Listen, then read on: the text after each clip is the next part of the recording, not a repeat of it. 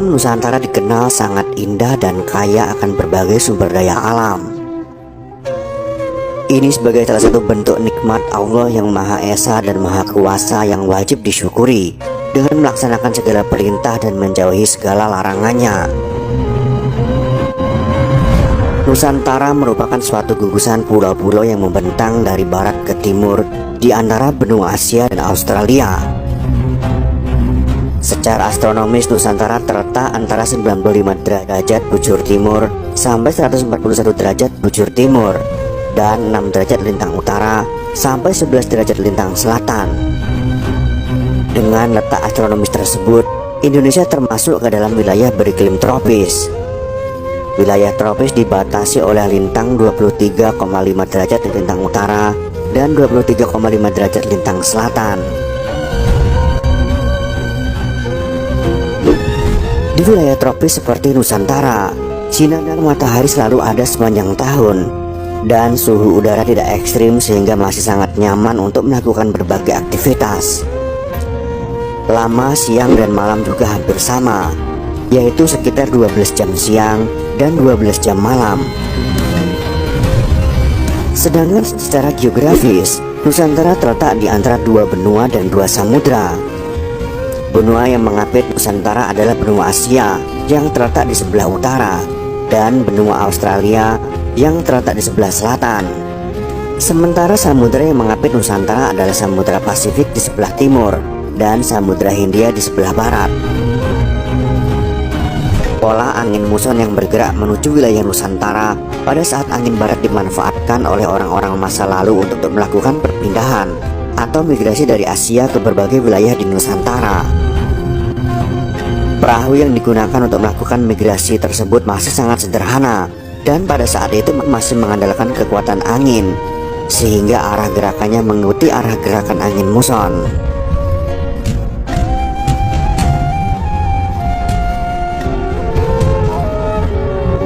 Kepulauan Nusantara sejak dahulu telah menjadi pusat perdagangan internasional di Asia Tenggara.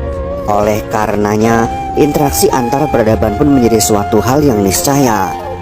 Di antara peradaban yang saling mempengaruhi dengan diawali pelayaran dan perdagangan adalah bangsa Cina, Melayu, India, Timur Tengah, Persia, dan Eropa. Nusantara dikenal sebagai penghasil rempah-rempah. Selain rempah-rempah, Kepulauan Nusantara juga memiliki komoditas lain seperti emas, perak, batu permata, kain katun, teh, kopi, dan hasil alam lainnya yang bermutu tinggi. Hal ini menjadi daya tarik bangsa-bangsa lain untuk membeli hasil bumi itu. Interaksi peradaban yang terjadi antar bangsa dalam proses perdagangan tersebut tidak hanya mendorong terjadinya proses akulturasi dan asimilasi budaya, melainkan juga benturan antar peradaban. Pedagang-pedagang yang datang dari berbagai penjuru dunia membawa peradaban mereka masing-masing. Pedagang-pedagang yang datang dari India membawa peradaban Hindu-Buddha, dan para pedagang Cina membawa peradaban Konghucu. Pedagang-pedagang yang datang dari daerah Timur Tengah seperti Jazirah Arab dan juga Persia serta Gujarat membawa peradaban Islam. Begitu pula pedagang-pedagang dari Eropa di masa berikutnya membawa ajaran Nasrani. Hindu dan Buddha masuk ke Indonesia sekitar abad kedua dan abad keempat Masehi. Pedagang dari India yang datang ke Sumatera, Jawa, dan Sulawesi membawa agama dan peradaban mereka. Perkembangan agama Hindu mulai dari Pulau Jawa pada abad kelima. Para pedagang juga mengembangkan ajaran Buddha. Hasilnya, kebudayaan Hindu dan Buddha mempengaruhi terbentuknya kerajaan-kerajaan bercorak Hindu-Buddha seperti Kerajaan Kutai, Sriwijaya, Tarumanegara, Mataram Hindu, Pajajaran, dan Majapahit. Walaupun saat itu sudah cukup banyak orang-orang Islam yang hidup di Majapahit, baik dari kalangan bangsawan, para pedagang, maupun rakyat jelata. Sebelum membahas runtuhnya kerajaan Hindu Siwa Buddha Majapahit dan berdirinya kerajaan Islam Demak yang dirintis para wali, berikut ini akan kami sajikan sekilas beberapa teori tentang proses awal mula masuknya Islam di Nusantara.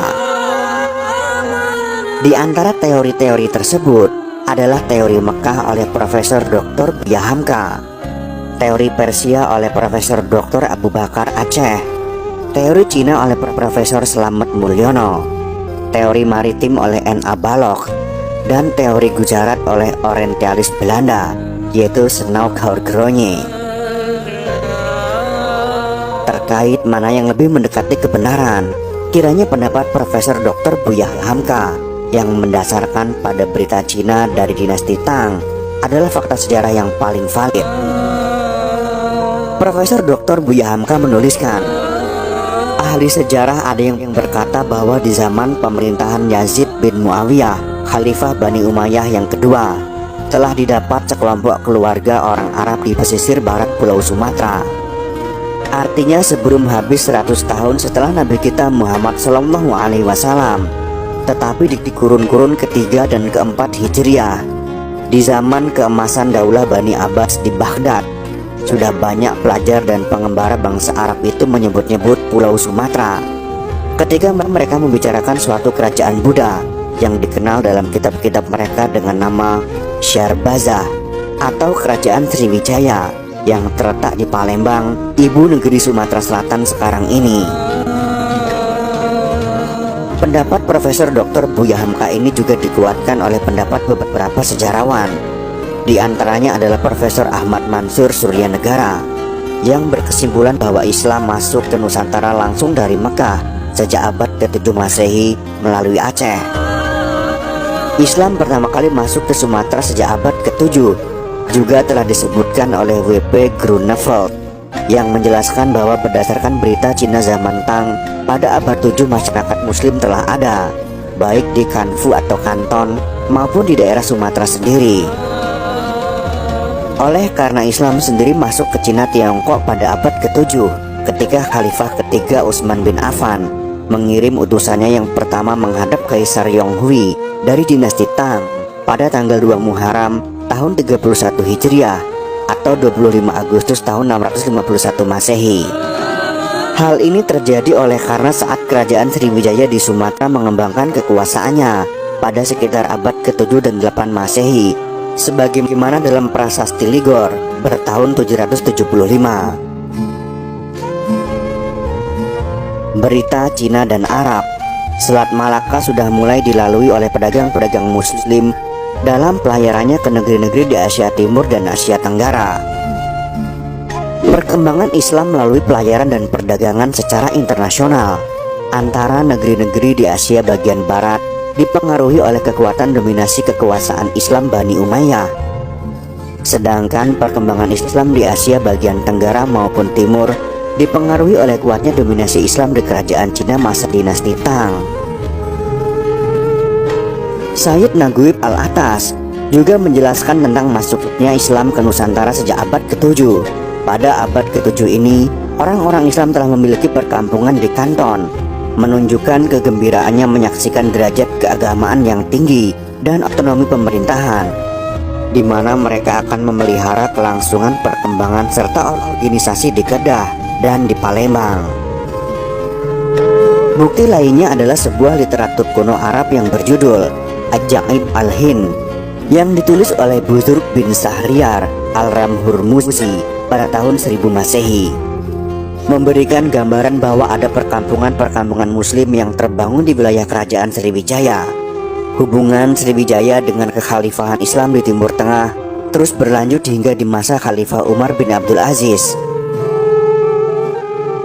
Ibnu Abdur Rabih dalam karyanya Al-Iqud Al-Farid menyebutkan bahwa ada proses korespondensi yang berlangsung antara Raja Sriwijaya kala itu, Sri Indrawarman, dengan khalifah yang terkenal adil tersebut.